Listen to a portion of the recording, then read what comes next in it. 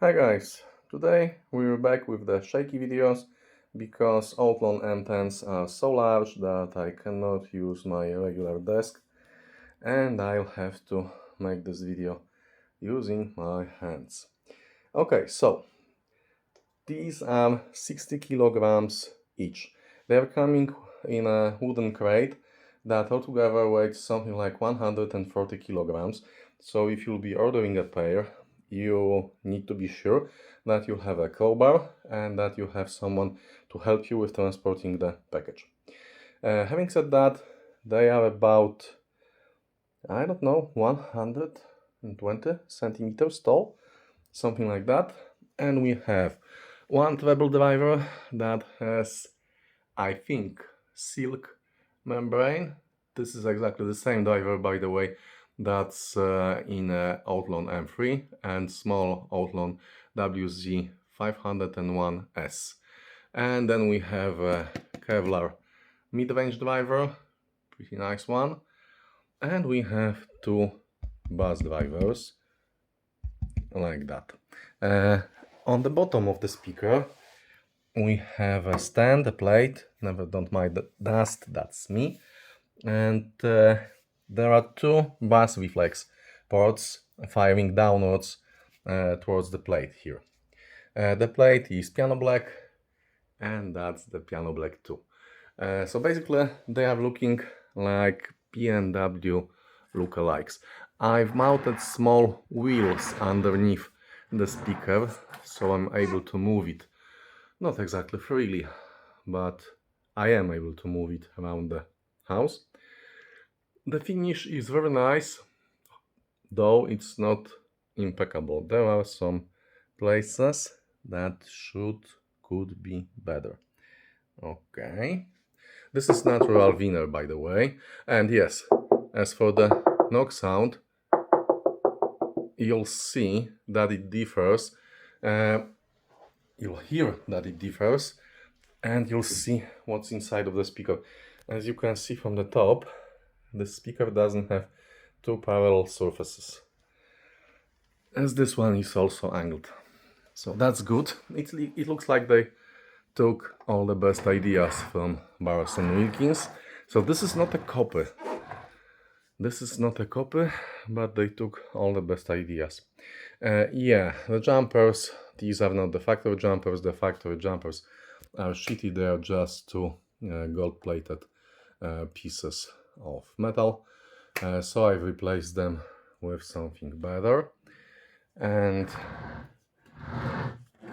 the other side, yep. And let's take a look at the front once again. And we'll take a look inside of the speaker in a minute because I've disassembled the second one. Okay, so let's move to the internal build. Okay, so this is our second guy. As you can see, I've placed it on the floor to be able to look inside. As I told you, I've placed small wheels under the bottom plate to be able to move it around the house. And this is the plastic ring that protects the bus drivers. In order to get to the driver, you need to remove this plastic ring and then you have to undo the screws. This is the bus driver. Yeah, the speaker basket could be better. It's stamped steel, but we have some very nice magnets here. And the wiring is okay-ish, though I have plans to replace it with something better. Yeah, so give me a second and I will move this speaker away so we'll be able to take a look inside. Okay, so I needed to use both hands for that because the speaker is quite heavy and I'm not risking moving it by one hand only and damaging the chassis, the box. Let's take a look at the crossover. We have some Evox capacitors. We have 3 iron core coils inductors, and we have one air core inductor, and we have one electrolytic cap, bipolar, but Benic. Yeah, it's made by Benic. So all in all, not too bad, but can be better, which actually is a very nice thing for me because this speaker sounds excellent even with this crossover, meaning that this is the first and the easiest upgrade to be made here. And inside we can see the speaker tabs, we can see the foam on the sides. So yeah. Yeah, the thickness here. The thickness here is at least 6 centimeters, maybe even more. The whole front plate is made of layers, and this is like at least 6 centimeters thick. The sides I have no idea how to measure them, but by touching them and checking the distance between my fingers, it's something like that. So that would be 2.5, 3 centimeters. Yeah, let's try that again. Yeah, 3 centimeters. So it's pretty thick, although the sound does not indicate that. Why? Because the speaker is very large. If you have a smaller box, if you have a smaller speaker, then even with thinner walls, the sound will be duller. Now inside we have some braces, and they look really nice. Yeah, and there's a second driver. I wasn't removing that one, and the wires from the crossover are going through the top plate here, which is, by the way, I think it's the thickest one here, of the smallest one. And on top of that we have this ball. Yeah, sorry about the dust, it's a sunny day, and that's piano black. So if you have anything piano black around your house, you'll know how it is. So the mid-range driver. The mid-range driver has a plastic basket, and before you start doing there are more and more manufacturers that with well-known brands that are manufacturing speakers with plastic baskets, because although they are not as good as cast iron or cast aluminum in reducing vibrations, they are way better than regular stamped steel. So we have nice large magnet on top of the driver. Yeah, we have a model marking here, and that's how it looks. It's quite nice.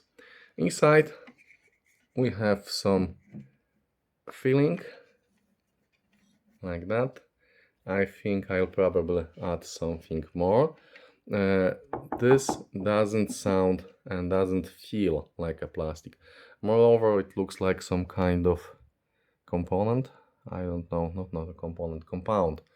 Yeah, some kind of resin, probably. If you can see, it seems like the ball is made from two halves that were mounted together and glued together probably, and then painted as one. And the treble driver, as I've told earlier, this is the same one as you can see in M3 and WZ501S. So it's mounted using a couple of screws to the plate down there. In all the other speakers that I had, the front here can be unscrewed. This one cannot, probably because it's still mounted on the ball here. This is basically fake, and this is closed somewhere out here. And in all other drivers there was no filling whatsoever. Still, it does sound good. Okay, so before the full review and the spoiler alert, these sound really good. My proposed modifications will be rewiring them, and I will have some audio quest wires for that. Rewiring the mid-range and treble drivers, and I have some silver wire for that. and obviously the crossover. I'll get some air core inductors, I'll get some better caps, probably radiancents. As you can see, there's a plenty of room inside, so there will be no problem with replacing those coils, those inductors with larger ones, because air core inductors tend to be larger than iron core ones. And I think that's it. As a spoiler alert, they sound really, really good. Up to the point when I'm seriously considering selling my electrostats. But when it comes to the finish, there are places like here. I'm not sure if you can see that, but the finish here is not immaculate. And that's probably because they are using some kind of plastic bag that covers the speaker, and that's between the speaker and the foam filling. And if the speaker moves, the plastic bag moves in transport, and it does something like that. Having said that, these speakers are the best protected ones that I have ever bought in my life. Usually, let's move to this one. Usually, when you're buying a speaker, you'll get a cardboard box and you'll get a foam filling at the top, another one at the bottom, and something in the middle. And those guys were covered in shaped foam along the whole size of the speaker, along the whole height of the speaker. So there was no place filled with air, just a very thick layer of shaped foam that was covering the speaker exactly to its shape, and then one cardboard box, then the second cardboard box, and then the wooden crate for both of them. All in all, excellent packaging. Yeah, so I hope you enjoyed this first look video. Yes, that's just the first look, and the full review will be coming soon. And I have to find a way to make a nice thumbnail for this. Thank you guys. Have a great day.